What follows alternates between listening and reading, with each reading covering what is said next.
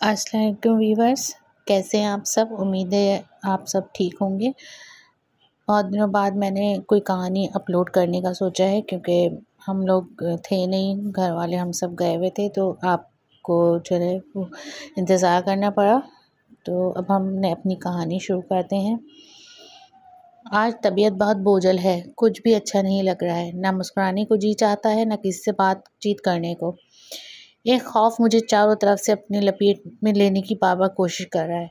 मैं हिम्मत हारता जा रहा हूँ। यूँ महसूस हो रहा है जैसे मेरा वजूद धीरे-धीरे मुंतशिर हो रहा है। आँखें बेनूर हो रही हों और चेहरे की सुर्ख रंगत सर्दी माइल हो रही हो। खिड़कियाँ, दरवाजे सब बंद हैं।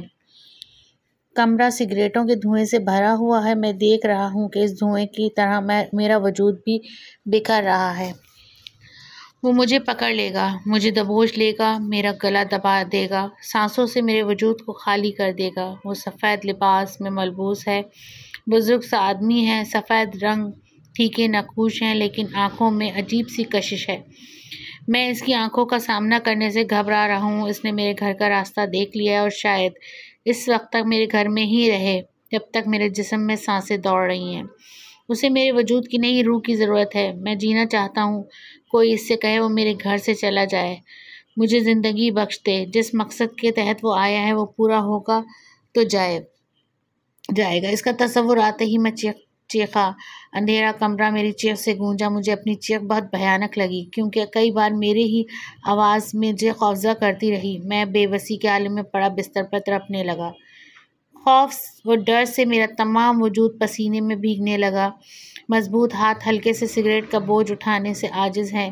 मैं बिल्कुल निढाल हो गया। सफ़ेद कपड़ों में मलबूस वो शख्स, वो इंसान नहीं दिखाई दे रहा था, बल्कि मौत का फरिश्ता। वाकई मौत का फरिश्ता है। ज़्यादा पुरानी बात नहीं है। चंद माह से ही ऐसी कैफियत का शिकार हुआ हूँ। चंद माह से ही लबों से हंसी, चेहरे की सुर्खी, आंखों की कशिश, सब कुछ मादूम पड़ गई है। लबों को चुप सी लग गई है। मुझे अच्छी तरह से वो दिन याद है जब मैं अपनी वालिदा की मौत के बाद कब्र पर खुतबा तैयार कराने के लिए एक संग तराश के पास गया।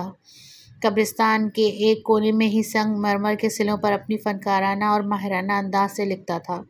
इसके हाथों की तराश खराश से उभरने वाले चमकते हरूफ दिल में उतर जाते थे। मैंने उससे कहा, भैया मेरी वालिदा के नाम का एक खुतबा बना दो। इसने एक गहरी नज़र मेरे चेहरे पर डाली, लेकिन मेरी बात का जवाब न दिया। खामोशी से एक तरफ पड़ी कॉपी मेरे सामने रख दी। मैं समझा शायद गूंगा है, बोलने की कुव्वत से महरूम है, सो मैंने कॉपी पकड़ी और एक सफ़े पर वालिदा का नाम और फौतगी की तारीख लिख दी। मैंने 25 मार्च 1993 लिखा था, क्योंकि इसी दिन मेरे वालिदा हम सबको रोता छोड़कर इस जगह चली गई थी, जहाँ से वापसी आना नामुमकिन है। मतलूबा मैटर लिखने के बाद मैंने कॉपी इसके हाथ में पकड़ा दी। इस वक्त भी वो किसी और का नाम संगमरमर की सिल पर गोद रहा था। इसने कागज़ लेकर देखने लगा। मेरी निगाहें इसके चेहरे का तवाफ कर रही थीं। वो भला का खूबसूरत था, आंखें बड़ी और मोटी थीं, चेहरे की रंगत भी सुर्ख थी, लेकिन उन सब बातों के बावजूद भी उजड़ा सा था, ऐसे जैसे इस दुनिया की रौनकों से कोई सरोकार न था। लबों पर तवील खामोशी थी। इतने में अजान की आवाज़ सुनाई दी तो वो फ़ौरन अपना काम छोड़कर मस्जिद की जानिब भाग गया। मैंने महसूस किया कि उसे दीन से बहुत लगन है और शायद तकवा भी बहुत था कि तमाम औजार वैसे के वैसे ही बिखरे हुए थे। मैं मुंतज़िर आंखों से इसका इंतज़ार करने लगा। साथ साथ इस आसपास की कब्रों पर लगे खुतबे भी पढ़ने लगा। वक्त गुजारी का ये अच्छा तरीका था। कई खुतबे साल साल पुराने थे और कई महीनों दिनों के न जाने कब्रों को देखकर मुझे भी ये एहसास हुआ, क्यों ना हुआ, कि एक वक्त ऐसा भी था कि कब्र में लिए ये लोग भी हमारी तरह चलते फिरते, हंसते मुस्कुराते थे, लेकिन आज बिल्कुल खामोश हैं। मुझे तो बस इस नौजवान का इंतज़ार था जो मेरी उम्र का ही था। इसके चेहरे पर तवील खामोशी, चेहरे पर फीकापन और ज़माने वालों से बिल्कुल जुदा था। मैं इसके दिल में झांकना चाहता था, इससे पूछना चाहता था कि वो इस कदर खामोश क्यों है, बिखरा बिखरा, उजड़ा उजड़ा सा क्यों है। क्या घरेलू परेशानियों से दो चार है या फिर और वजूहात हैं। ना जाने क्यों मैं उसे कुरेदना चाहता था, हालांकि मेरी इससे जान पहचान न थी और ना ही इससे कबल उसे कहीं देखा था। सिर्फ अपने काम से इसके आसपास आया था और इसके चेहरे पर बिखरी कहानी ने मुझे इसके करीब सा कर दिया था। आधे घंटे बाद वो वापस आए। आधा घंटा मैंने कब्रिस्तान में घूमकर, कब्रों के खुतबे पढ़कर और इसके बारे में सोचकर गुजार दिया था। उसे वापस आते देखकर मैं भी इसकी तरफ बढ़ने लगा। मेरी तवज्जो अब कब्रों के खुतबों पर न थी बल्कि इसके चेहरे पर थी। करीब जाकर मैंने मुस्कुराते हुए कहा, भैया बहुत परेशान हो? एक निढाल सी कमज़ोर सी आवाज़ मुझे सुनाई दी। मुस्कुराते नहीं हैं? इसकी इस बात ने यकदम मेरे लबों की गोयाई छीन ली। एक तवील खामोशी वहाँ फैली रही। तब मुझे एहसास हुआ कि इसकी ये बात दुरुस्त और सच है। कब्रों में लेटे हुए इंसान भी खामोश हैं और शायद ये इस जगह का असर था जिसने इसकी ऐसी कैफियत बना रखी थी। मैं कुछ देर खामोश बैठा रहा और फिर वापस आ गया। वापसी के बाद ध्यान इसके अलावा किसी और तरफ जाता ही ना था। रात सिगरेट पीते और इसके मुतालिक सोचते गुजार दी और एक फ़ैसला कर लिया कि मैं इससे दोस्ती करूँगा, पक्की और सच्ची दोस्ती, क्योंकि इसके दिल में किसी किस्म की खोट या लालच नहीं है। नमाज का पाबंद और अच्छा इंसान है। समय दूसरे दिन ऑफिस से छुट्टी करके सीधा इसके पास चला गया। उसे मेरी मौजूदगी का एहसास ज़रूर था, लेकिन खामोशी के साथ अपने काम में लगा रहा। मैं इसके चेहरे के साथ साथ इसके हाथों की महारत को भी देखता रहा। चंद दिनों में ही मुझ पर भी ऐसा असर हुआ कि जब तक वहाँ बैठा रहता बिल्कुल खामोश रहता। हंसना तो दूर की बात, ऊंची आवाज़ से इससे बात भी न करता। अंधेरे ने कब्रिस्तान में हौलनाकी फैला दी थी। मुझे कब्रिस्तान से डर और खौफ आने लगा, लेकिन जब उसे देखा कि वो भी एक इंसान है जो एक अकेला यहाँ बैठा हुआ है, फिर मैं क्यों डरूं? तब मैंने अपने अंदर हौसला पैदा किया। बल्ब की हल्की सी रोशनी से मैं मुसलसल तवज्जो से काम करता रहा। भैया, लगता है कि आज काम बहुत ज़्यादा है, घर नहीं जाओगे? मैंने बैठे बैठे सवाल कर डाला। मेरा कोई घर नहीं है, मैं यहाँ ही रहता हूँ। इसकी इस बात पर मैं ऐसे उछला जैसे मुझे झटका लगा हो। ओह सॉरी, मैंने कहा और खामोश हो गया, लेकिन खामोशी मुझे डसने लगी थी। उसे तना छोड़कर घर जाने को जीना चाहता था। एक कुदरती मोहब्बत के तहत ख्वाह इसके पास बैठा रहा। तब मैंने इसकी तवज्जो एक कुत्बे की तरफ दिलाई जिसे मैं रोज़ हर एक दरख्त के तने के साथ देखता था, और वो भी काम करते हुए बार बार इस कुत्बे को देखता था। इस कुत्बे को देखते हुए महसूस करता था कि इसकी रंगत बदल जाती है। मैंने बात का सिलसिला बढ़ाते हुए कहा, भैया मैं हर रोज़ इस कुत्बे को यहाँ देखता हूँ।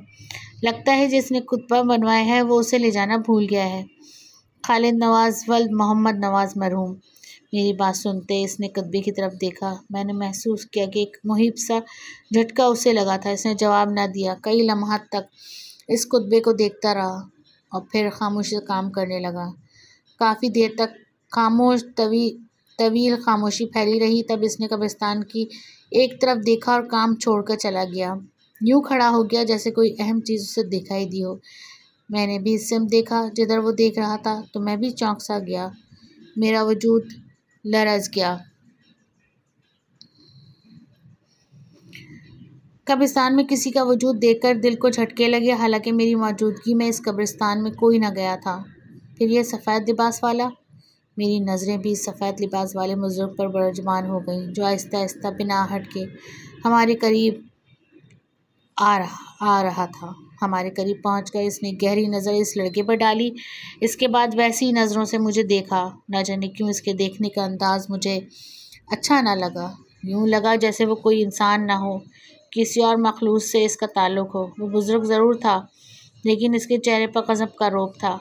सुर्ख सेब की मानिंद रंगत, फीके नकूश, सफ़ेद रेश, सफ़ेद जुल्फ़ें और सफ़ेद लिबास। कोई अल्लाह वाली बस्ती थी। इसने सलाम के अलावा कोई कलाम ना किया। हाथ आगे बढ़ाया और लड़के के हाथ में एक कागज़ का टुकड़ा थमा दिया, जिसे कांपते हाथों से लड़के ने पकड़ा। इसके बाद वह बिना आहट के कदमों के वापस कब्रिस्तान के अंधेरे में रुपोश हो गया। हालांकि वो हमें दिखाई देता रहा, हम उसे देखते रहे। मैंने महसूस किया कि वो लड़का कागज़ खोलने से घबरा रहा है। मैंने इसके कांपते वजूद को थामा, इसके होश हवास बहाल किए, तो इसने वो बंद कागज़ मुझे पकड़ा दिया और कांपती आवाज़ में कहा, देखना क्या लिखा है।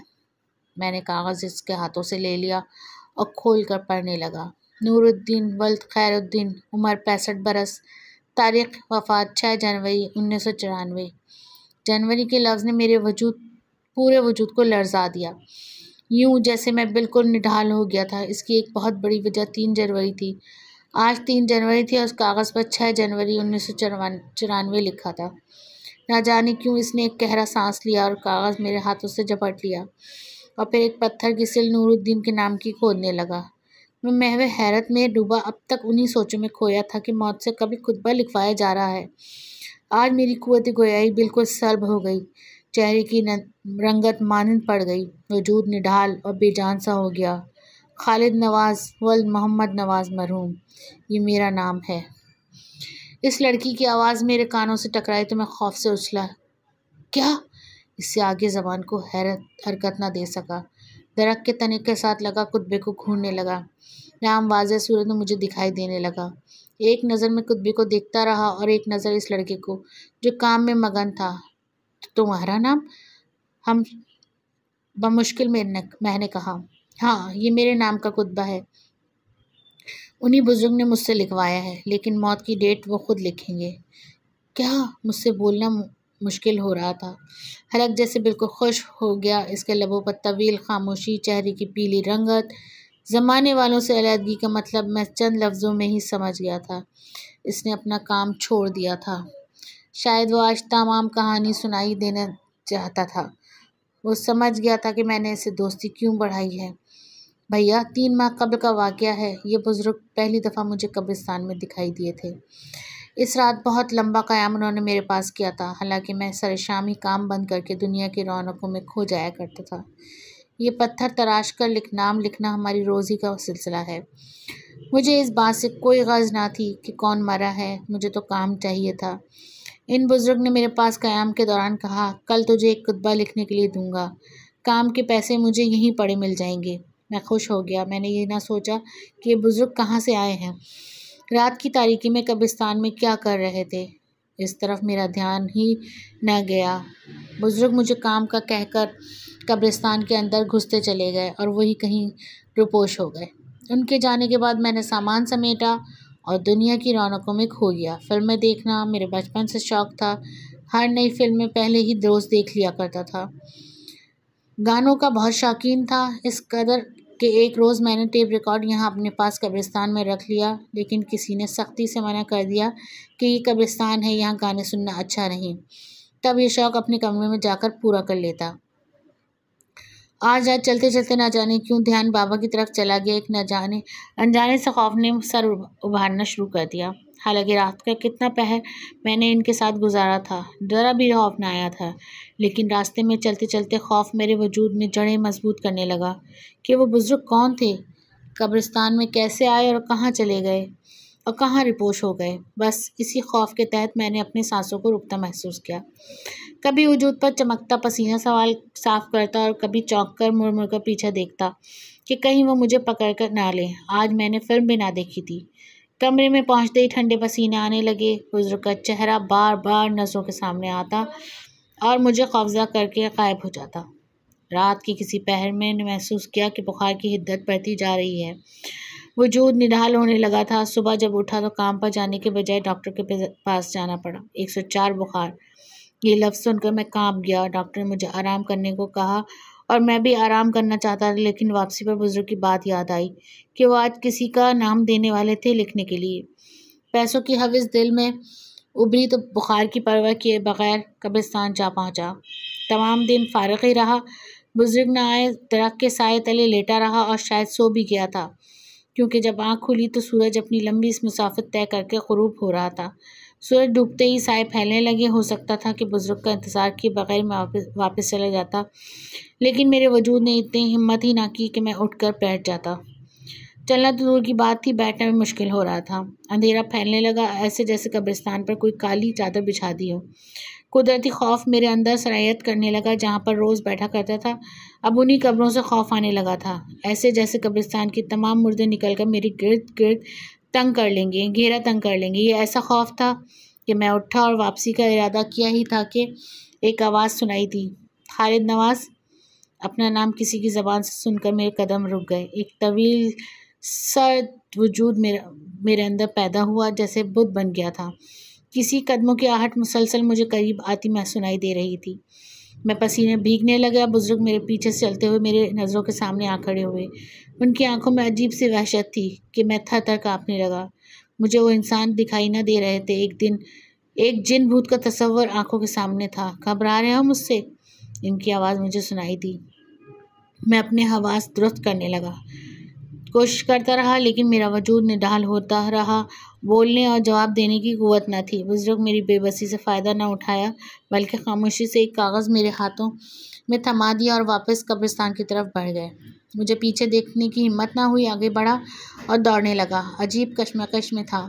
दौड़ते दौड़ते भी इस बुजुर्ग के वजूद को अपने पीछे महसूस कर रहा था। किसी कदमों की चापें मेरे ताक़ुब में थीं। मुश्किल अपने कमरे तक पहुंचा तो सामने गांव के एक दोस्त को परेशान हाल पाया। तो तुम कब आए? मैंने उसे देखते हुए अपने हवास दुरुस्त करते हुए कहा। तकरीबन दोपहर 12 बजे पहुंचा हूँ। उसने मुझे थामते हुए कहा। तुझे तेज़ बुखार है? मैंने बोला, हाँ बिल्कुल, हल्का सा बुखार है, उतर जाएगा।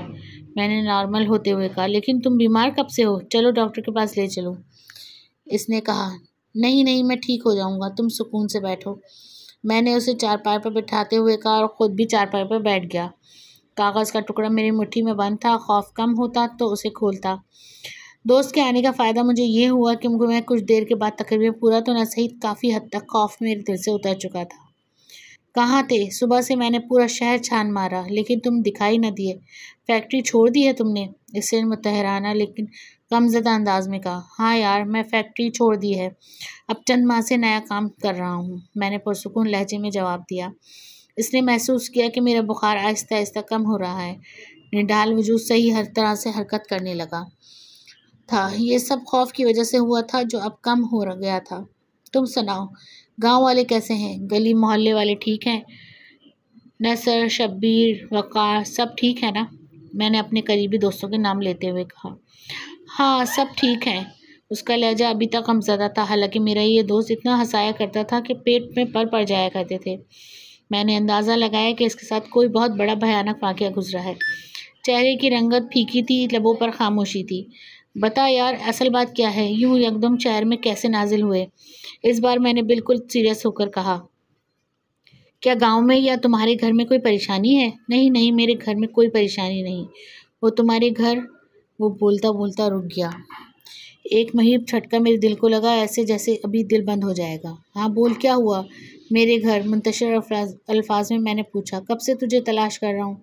आखिरी बार बाप का मुंह देख लेता। वो ये बात कहते कहते रो दिया। क्या? मेरा बाप मर गया? इन अल्फाज के साथ ही मेरे जहन चकराने लगा। मुझे यूँ लगा जैसे मैं किसी गहरे और तारीक कुएं में गिरता जा रहा हूँ। वो मुझे मुसलसल संभाल रहा था। मैंने वजूद में हिम्मत पैदा की और बेहोशी को तारी न होने दिया। उसने फ़ौरन पानी का गिलास मुझे पकड़ाया तो मैं ही पी गया। कब और कैसे हुआ ये सब? मैंने तफसील जानना चाही। रात पुरसुकून सोए थे लेकिन सुबह जिंदा न उठ सके। दिमाग की शरेयानें फटती थी, नाक से रिश्ते वह खून मरने के बाद भी ना रुक सका था। मैं बुलंद आवाज़ में रोने लगा। रोते रोते ख्याल बुजुर्ग के दिए हुए कागज़ में उलझ गया। कागज़ नीम बेहोशी के आलम में हाथ की गिरफ्त कमज़ोर पड़ जाने से नीचे फर्श पर गिर चुका था। वो मैंने उठा लिया। खोल कर पढ़ा तो बाप का नाम रोशन और साफ लफ्ज़ों में दिखाई दिया। मेरे वजूद में एक मुहिब जहरीली बुजुर्ग की हकीकत सामने आ गई। वो इंसान न था। अगर इंसान होता तो मेरे मरने से कबल मेरे बाप का नाम मुझ तक ना पहुँचाता। अजीब सी कश्मकश में दोस्त के साथ गांव रवाना हुआ। रास्ते में बुजुर्ग का चेहरा दिखाई देता रहा। बार बार कागज़ पर बाप दादा का नाम पढ़ता रहा। सुबह सवेरे हम गांव पहुंच गए। घर में सफ़े मातम बिछी हुई थी। मुझे देखते ही माँ रोते हुए मुझसे लिपट गई। अजीज़ रिश्तेदार सभी की आंखों से आंसू जारी थे। हर कोई बारी बारी सब मेरे गले से लगा और मैं खूब जी भर कर रोया। तसल्ली और हौसला देने वाले लोग आगे बढ़े। यूँ मैं कब्रिस्तान जा पहुँचा। वहाँ दूर से ही मुझे ताज़ी मिट्टी वाली कब्र दिखाई दी तो भागता हुआ कब्र से जा लिपटा। आंसू थमने का नाम न ले रहे थे, लेकिन दस्तूर ज़माना है कि सब्र करना पड़ता है।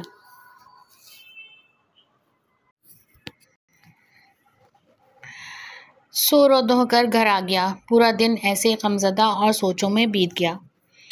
रात की तारीकी फैलते ही मैं छत पर चला गया। एक चारपाई पर लेट गया। वजूद में जान न थी। चारपाई पर लेटते ही बुजुर्ग का चेहरा नज़रों के सामने घूमने लगा तो आस पास इर्द से खौफ आने लगा। यूँ लगने लगा जैसे अभी बुजुर्ग मेरी मौत का परवाना मेरे हाथ में थमा देंगे। मुझे सोए हुए महसूस हुआ कि जैसे छत पर कोई चहलकदमी कर रहा हो। कदमों की आहट बिल्कुल बुजुर्ग की थी। मैंने इनके कदमों की आहट बखूबी से वाकिफ़ था। इनके चलने का अंदाज़ ही ऐसा था कि इनके हर कदम यूँ महसूस होता जैसे दिल पर पड़ता हो। मैं कदमों की चापें सुनकर हड़बड़ा कर उठ बैठा। छत बिल्कुल खाली थी। नीचे सहन में सभी लोग सो रहे थे। मुझे बुजुर्ग का वजूद दिखाई न दिया। रात ऐसे ही खौफ में बीत गई। सुबह हुई तो शुक्र अदा किया। अब मुझे रात की तारीकी से खौफ आने लगा था। दिन के वक्त भी अकेले में खौफ आने लगा था। यूँ लगता था जैसे मौत मेरे ताक़ुब में हो और मैं इनसे भागना चाहता हूँ। मैं जितने दिन गांव में रहा ऐसी ही कैफियत से दो चार रहा। इसके बाद दोबारा शहर आ गया। कमरे में एक पल भी सुकून न मिलता। दीवारों, खिड़कियों, दरवाज़ों में बुजुर्ग का अक्स उभरता नज़र आता था। खौफ से कांप जाता, लेकिन फिर दिल को तसल्ली देता कि अभी तो मैं जवान हूँ। खामख्वाह इस कदर खौफज़दा और डर रहा हूँ। इस सोच के तहत खुद में हौसला पैदा किया और काम पर चला गया। कब्रिस्तान से बाहर ही खड़े होकर तमाम कब्रिस्तान का जायज़ा लिया कि बुजुर्ग तो नहीं है। इसके बाद अपने काम पर बैठ गया। औजार का थैला मखसूस जगह से निकाला, उसे खोला और सामान बाहर निकालने लगा तो मेरा हाथ कागज़ से टकराया। दिल को एक झटका लगा। पूरा वजूद लर्ज़ा, लेकिन हाथ बाहर निकाला तो हाथ में नोट थे, बिल्कुल नए नोट। बुजुर्ग की बात याद आ गई, तुम नाम लिखो, पैसे यहाँ मिल जाएंगे। कई लम्हात तक मैं इन नोटों को देखता रहा। इसके बाद अपने बाप के नाम का कुतबा बनाने लगा। अजान की आवाज़ सुनाई दी तो कदम खुद ब खुद मस्जिद की जानिब उठने लगे। नमाज अदा की और नए नए तमाम नोट मस्जिद के गले में डाल दिए। इस वाक़े के बाद मेरे लबों से मुस्कुराहट ख़त्म हो गई। दुनिया की रौनकों को भूलता चला गया। नमाज़ों में दिलचस्पी लेने लगा। फिल्में, गाने, सभी कुछ छोड़ दिया। चंद दिन ऐसे ही गुजर गए। एक रात फिर बुजुर्ग कब्रिस्तान के गोशे से चलते हुए मेरे करीब आ गए। उन्हें एकदम अपने सामने पाकर मेरे वजूद से एक सनसनी की लहर दौड़ने लगी। मेरा वजूद लरज़ने और कांपने लगा। चलते चलते वो मेरे करीब आए। कांपती ज़बान में मैंने उन्हें सलाम किया। उन्होंने जवाब भी दिया। इसके बाद एक नाम मेरे हाथ में पकड़ा कर चल दिए। एक दफ़ा फिर मेरा दिल लरज़ने लगा कि कहीं ये नाम मेरा या मेरे घर वालों का ना हो।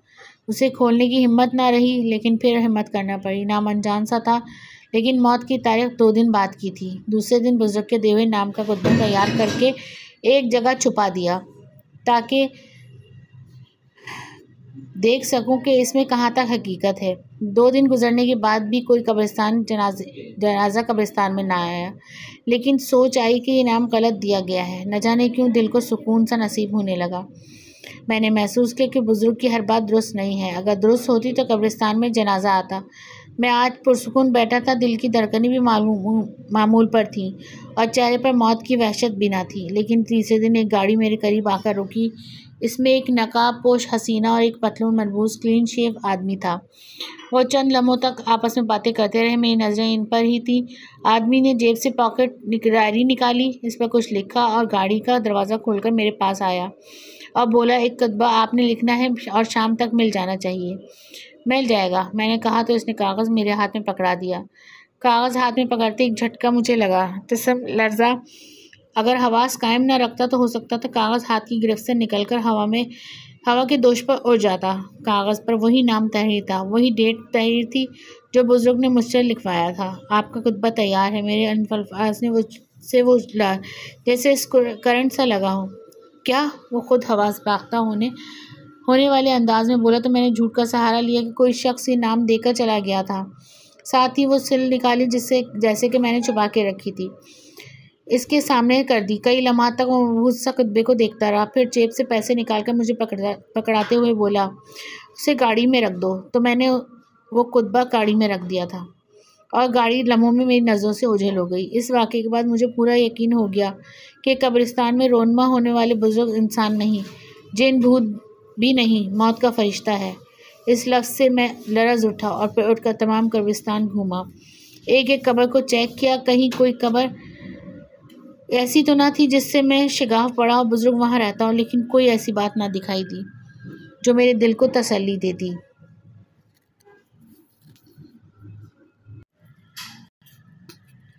इस वाक़े ने मुझे दुनिया वालों से बिल्कुल जुदा कर दिया। मुझे दुनिया की रौनकें फीकी फीकी दिखाई देने लगी। लोगों को मुस्कुराता कह के लगाता देखता तो चीखने को जी चाहता कि मुस्कुराने वालों, कह के लगाने वालों, अपनी मौत को याद करो, जो किसी वक्त किसी लम्हे भी तुम्हें पकड़ सकती है। तुम लोग दुनिया के पीछे भाग रहे हो जबकि मौत तुम्हारे पीछे भाग रही है, लेकिन खामोश हो जाता। इसके बाद हर दूसरे तीसरे दिन बुजुर्ग जलवागर होते और कागज़ मेरे हाथ में थमाकर वापस अंधेरे में गायब हो जाते। मुझे अब इनसे खौफ ना आता था, अपने अपने दिखाई देने लगे थे, ऐसे जैसे इनसे मेरा पुराना नाता रिश्ता ताल्लुक़ हो। कई बार कोशिश की कि इनके बारे में मालूम करूं, लेकिन मुझे कभी भी हिम्मत तविल बात न की। वह गुजरता गया। एक रात वो हस्ब मामूल आए और मेरे हाथ में कागज़ पकड़ा दिया। कागज़ हाथ में पकड़े हुए मैं उन्हें देखता जाता रहा। जब वो चले गए तो कागज़ खोला तो खुद को ज़मीन में धंसता महसूस किया, ऐसे जैसे ज़मीन फट रही हो, इनमें दरारें पड़ रही हों। इस कागज़ पर मेरा और मेरे वालिद का नाम था। कागज़ मेरे हाथ से गिरकर खिसकने लगा। मैं बुत बना इस कागज़ को देखता रहा, खुद को मुर्दों में शामिल करने लगा, ऐसे जैसे इस कब्रिस्तान में मेरी कब्र खोदी जा रही हो। एक मरतबा फिर बुखार का जोर हुआ, जिस्म बोझल और बेजान हुआ। डॉक्टरों की दवाई के बावजूद भी मेरी तबीयत ना संभली।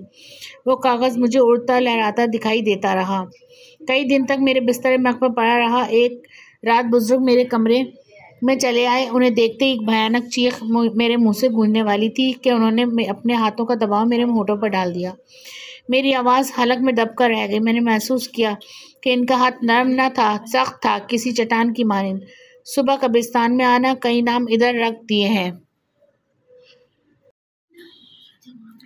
सुबह कब्रिस्तान आना, कई नाम इधर रख दिए हैं, उन्होंने भारी सी आवाज़ में कहा और कमरे से बाहर निकलते ही न जाने कहाँ चले गए। मैं रात भर सोया नहीं। मौत के खौफ ने मुझसे मेरी नींदें छीन ली थी। मरने से पहले ही मैं मर चुका था। दूसरे दिन कब्रिस्तान आया तो चंद एक नाम मुझे एक जगह पड़े मिले। इन नामों की तस्दीक इस वक्त हुई जब कोई गाड़ी पर, कोई मोटरसाइकिल पर और कोई रिक्शे से उतरकर मुझे पकड़ाता रहा। मैं इन नामों को पास पड़ी पर्चियों से मिलाता तो वही सब कुछ लिखा होता जो मेरे पास पहले से मौजूद था। न जाने क्यों मुझे अपने सांसों से हर लम्हा खिंचाव से महसूस होने लगा था। ऐसा लगता था जैसे कोई अनजानी ताकत मेरे सांसों को खींच रही है, मुझे मौत की जानिब मुसलसल धकेल रही है। हर वक्त, हर लम्हा मौत का साया अपने करीब पाता। जो नाम मुझे मिले थे मैंने लिख दिए, फिर अपना नाम भी एक सिल पर तराशने लगा। ये कोई नहीं जानता कि अपना नाम लिखते वक्त मेरी हालत कैसी थी, लेकिन एक तसल्ली थी कि मौत की डेट नहीं थी। इस पर सिर्फ मेरा और मेरे वालिद का नाम था। इस तसल्ली के तहत हाथ पांव चलते रहते थे। कुछ दिन गुजर गए कि बुजुर्ग मेरे पास आए। आज इनके हाथ में कोई कागज़ न था। मुझे लगता था कि वैसे ही चहलकदमी कर रहे थे। कई लम्हात तक तो मैं भी उन्हें देखता रहा। जब वो वापस मुड़ने लगे तो मैं भी इनके ताक़ुब में इनके पीछे चलने लगा कि वह एकदम रुके। जो ही मुड़कर देखा तो मैं जैसे बेहोश सा हो गया। इनकी आंखों में ऐसी तपिश थी कि जैसे बर्दाश्त करना मामूली काम न था। आज पहली मर्तबा उन्हें इस कदर गुस्से में देखा था। मुझे अपनी गलती का एहसास शिद्दत से हुआ कि मुझे इनका ताक़ुब नहीं करना चाहिए था, लेकिन दिमाग की सोच से मैंने होठों को जंबिश दी और बिखरे लफ्ज़ों से कहा, मेरी मौत की तारीख मुझे बता दें। एक करख्त आवाज़ मुझे सुनाई दी, मैं खुद लिख दूंगा। इसके बाद वो चल दिए और दूर अंधेरे में कहीं रिपोश हो गए।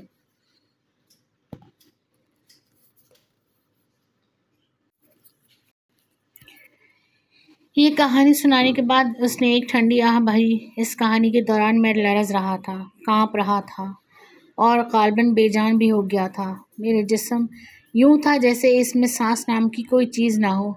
तब मेरी नज़रें दरख्त के तने के साथ खड़ी सिल पर जा ठहरी, जिस पर खालिद नवाज़ वल्द मोहम्मद नवाज़ सुनहरी हरूफ में कुंदा था। मौत का खौफ लिए मैं घर की तरफ चल पड़ा। आज मुझे दुनिया की रौनकें फीकी दिखाई दी थी। लबों पर मुस्कुराहट मुरझा सी गई थी, आंखों की गहराई मांद पड़ गई थी, चेहरे की शोखी जर्दी में बदल गई थी और वजूद तो बिल्कुल निढाल हो गया था। खालिद नवाज़ ने सच कहा था कि मुस्कुराते नहीं हैं। हाँ, मुझे मुस्कुराना नहीं चाहिए। मौत को याद करना चाहिए जो हर लम्हा हमारे पीछे भाग रही है, जिससे हमारा दामन छुड़ाना नामुमकिन है। आज रात आंखों में बीत गई, सोचते गुजर गई। कभी बुजुर्ग का चेहरा नज़रों के सामने आकर खौफज़दा करता और कभी खालिद का मासूम चेहरा रोने पर महसूस मजबूर करता, जिसका नाम मुर्दों में शुमार हो चुका था। मौत का परवाना उसे मिल चुका था, लेकिन आखिर वो कब्रिस्तान में घूमने और रोपोश होने वाले बुजुर्ग कौन है? उनका किस मखलूक से ताल्लुक़ है? इस सवाल और नुक्ते पर आकर दिमाग झुक सा जाता है। आगे की खबरों से कैसे वाकिफ़ है? ऑफिस के बाद मेरा ठिकाना कब्रिस्तान होता। तारीख रात की तन्हाइयों में उसके पास बैठा रहता और उसे देखता रहता। एक रात उसने मुझसे कहा, भैया आज मेरा दिल डूब रहा है। यूं लग रहा है जैसे सांसें मेरे वजूद पर भारी हो रही हैं। दिमाग बोझल और किसी अनजाने दबाव में गिरफ्तार है। सुबह से अब तक कई बार आंखों के सामने अंधेरा छाता दिखाई दिया है, ऐसे जैसे रूह के सामने गहरे से बादल छाते हटते रहते हैं। और मैंने इसकी बातें सुनकर आसमान की तरफ निगाह दौड़ाई। आसमान बिल्कुल शफाफ था। सितारों के कई झुरमुट पहले दिखाई दिए थे। बादल का कोई भी आवारा टुकड़ा फूला बसरा दिखाई न दिया। मैंने कहा, खालिद ये तुम्हारा वहम है और कुछ नहीं। लेकिन वो खिलाओं में घूरता हुआ है और दिली और खोखलेपन से बोलता रहा, भैया किसी का बोझ मुझ पर पड़ता जा रहा है। मैंने उसे छुआ तो महसूस हुआ जैसे उसका जिस्म बर्फ़ में ढका हुआ हो। फ़ौरन सड़क पर आया और रिक्शा रुकवाया और उसे अस्पताल ले गया। इस पर नेम बेहोशी का दौरा था जो बढ़ रहा था। डॉक्टरों को भी इसकी बीमारी समझ न आ रही थी, लेकिन एक डॉक्टर की आवाज़ सुनाई थी, उसे किसी किस्म की बीमारी नहीं है, ये मौत की गिरफ्त में है। ये लफ्ज़ सुनते ही मेरा दिमाग चकराने लगा। आंखों के सामने अंधेरा फैलने लगा। कुछ समझ न आ रहा था क्या करूं। बार बार इसके बेड के पास जाता और इसकी हालत ठीक होने के बजाय बिगड़ती जा रही थी। खुली आंखें अब बंद हो गई थीं। मैं भागते हुए कब्रिस्तान से बाहर निकला, रिक्शा पकड़ा और कब्रिस्तान जा पहुंचा। मैं कुछ देखना चाहता था। वहां दूर से ही मुझे दरख्त के साथ वही सफ़ेद लिबास वाले बुजुर्ग दिखाई दिए। वो खालिद नवाज के कुत्बे पर कुछ लिख रहे थे। मैं मबहूत सा उन्हें देखता रहा। कई लम्हात तक वो तने के पास बैठे रहे, फिर उठे और दूर अंधेरों में जाकर रुपोश हो गए। मैं दिल की धड़कनें तेज़ थीं, सांसें इस कदर बेतरतीब थी कि जैसे कोसों मील भाग कर आया हूँ। फिर अपने आप को दिलासा दिया, हौसला पैदा किया और बोझल कदमों से तने के करीब चला गया। कुत्बे पर 8 फरवरी 1994 लिखा हुआ था। मेरा दिमाग चकरा गया। कलाई में बंधी घड़ी पर तारीख देखी 7 फरवरी थी और वक्त रात के तकरीबन 11:15 बज रहे थे। उफ खुदाया, मैं सिर्फ पौना घंटा खालिद की ज़िंदगी थी। मैं हिलने जुलने से कासिर हो गया, अपना आप भूल गया। मैं कहाँ हूँ? मेरा अपना वजूद मुझ पर भारी हो गया। सांसों का खिंचाव बढ़ता गया और दरख्त के तने के साथ ही चकरा कर गिर पड़ा।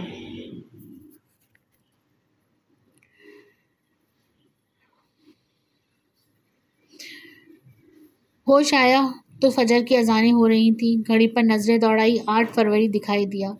दिल कांप कर रह गया, आंखें बहने लगीं। खालिद का मासूम चेहरा नज़रों के सामने घूमने लगा। टनमा के साथ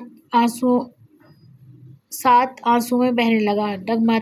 डगमगाते कदमों के साथ मस्जिद जा पहुंचा। वहाँ गिड़गिड़ाकर खुदा से इसकी ज़िंदगी की भी और मग़फ़िरत की दुआ इसलिए की कि वो मेरी जान बन गया था। दुनिया में वही मुझे अजीज़ था, वही अपना दिखाई दिया। इसकी सूरत दिल में बसी हुई थी। नमाज से फारिग होकर अस्पताल जा पहुंचा। खालिद का बेड खाली था। एक झटका दिल को लगा। मैं जान गया था वो कहाँ है। किसी से पूछना पागलपन था। जिस्म बेजान सा था, बोझल कदमों से मुर्दा खाने की जानिब बढ़ने लगा। मुझे किसी का होश न था, सिर्फ उसका मुर्दा चेहरा नज़रों के सामने था। मैं डगमगाते कदमों से आगे बढ़ रहा था कि किसी ने मेरे कंधे पर हाथ रखा। मैं चौंकते हुए पीछे देखा तो एक बुजुर्ग थे। इस बेड वाले मरीज़ को तुम लेकर आए थे? उन्होंने गमगीन लहजे में कहा। हाँ हाँ, मैं ही उसे लाया था, मैंने रोते हुए कहा। फिर लावारिसों की तरह छोड़ कर क्यों गए? इस बार उनका लहजा तुर्श था और मेरा बाजू खींचते एक तरफ ले गए। दूर, बहुत दूर एक बरामदे में स्टेज पर कुछ सफ़ेद चादर के नीचे लेटा दिखाई दिया।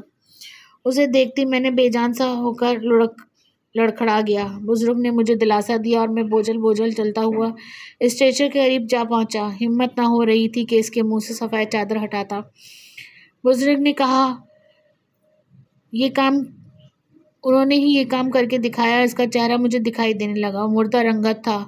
ऐसा लगा जैसे मीठी नींद सो रहा हो। मैं इसके ऊपर झुक गया, उसे झंझोड़ने लगा, लेकिन कुछ फ़ायदा न हुआ। उसे शायद मेरी चीखें सुनाई न दे रही थीं, शायद मेरी आंखों के आंसू न दिखाई दे पा रहा था। कई लम्हात ऐसे ही बीत गए। बाबा की आवाज़ सुनाई दी, बेटा कब तक उसे यहाँ रखोगे? जहाँ ले जाना है ले जाओ। बाबा ने एक दोस्त कहा था। मैं वह लावारिस तो न था, घर में इसकी माँ और बहन भी थे। मैंने एक एम्बुलेंस का इंतज़ाम किया, इसके मुर्दा वजूद को एम्बुलेंस में लिटाया और एम्बुलेंस चल दी। इसके गांव को मैं जानता था, इसने अपने गांव शहर तमाम रास्तों से मुझे आगाह कर दिया था। बहुत बड़ा गांव न था कि इसका घर ढूंढना मुश्किल होता। एम्बुलेंस कब्रिस्तान के करीब से गुजरने लगी तो मैं चीख उठा, प्लीज़ रुको। ड्राइवर ने गाड़ी रोक दी। मैं दीवानों की तरह कब्रिस्तान की तरफ भागा, दरख्त के तने से लगे कुत्बे को उठाया और गाड़ी में ले आया। गाड़ी दिन भर सफ़र करती रही। सूरज ढले से पहले ही एक एम्बुलेंस इसके गांव पहुंच गई। जो भी लाश देखता इसके घर वालों को बताने भाग जाता। वहाँ क़यामत सुगरा बर्पा हो गया। चीखों से फ़ज़ाएं गूंजने लगी, आंसुओं से